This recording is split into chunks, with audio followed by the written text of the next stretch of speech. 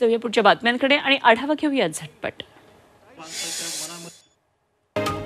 राज्यात अवकाळी पावसानं ब्रेक घेतल्यानंतर लगेच तापमान वाढीला सुरुवात झाली। येत्या काही दिवसांमध्ये राज्यातलं तापमान सरासरी 2 ते 4 अंशांनी वाढण्याचा अंदाज भारतीय हवामान विभागानं वर्तवला आहे। आत्ताच मुंबईचं तापमान 38 अंशांवर जाऊन पोहोचले तर सर्वाधिक तापमान नाशिकच्या मालेगावमध्ये 39 अंश सेल्सिअस नोंदवण्यात आले आहे।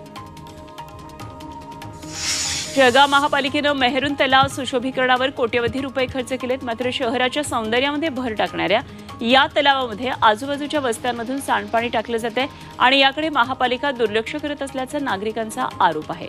सांडपाण्याच्या प्रदूषणामुळे पशुपक्ष्यांना फटका बसत असल्यानं पर्यावरणप्रेमी नाराज आहेत।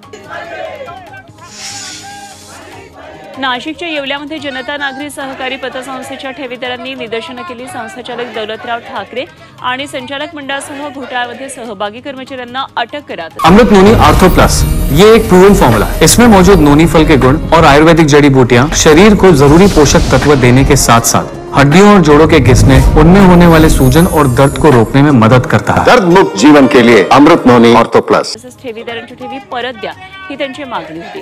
प्रशासनानं याकडे दुर्लक्ष केल्यास लोकसभा निवडणुकांवर बहिष्काराचा इशारा यावेळी देण्यात आला।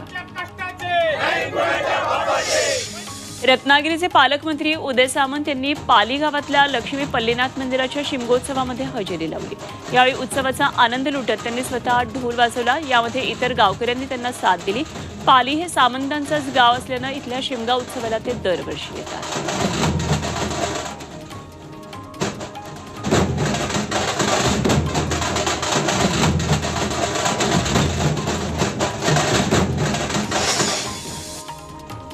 होळीच्या निमित्तानं रंगाची मागणी प्रचंड वाढली आहे। सिलिगुडीतल्या कारखान्यामध्ये हजारो टन रंग तयार होतोय। यंदा भगव्या रंगाला विशेष मागणी आहे आणि कारखान्यामध्ये पाकिटांमध्ये रंग भरून विक्रीसाठी आता तयार केले जात आहे।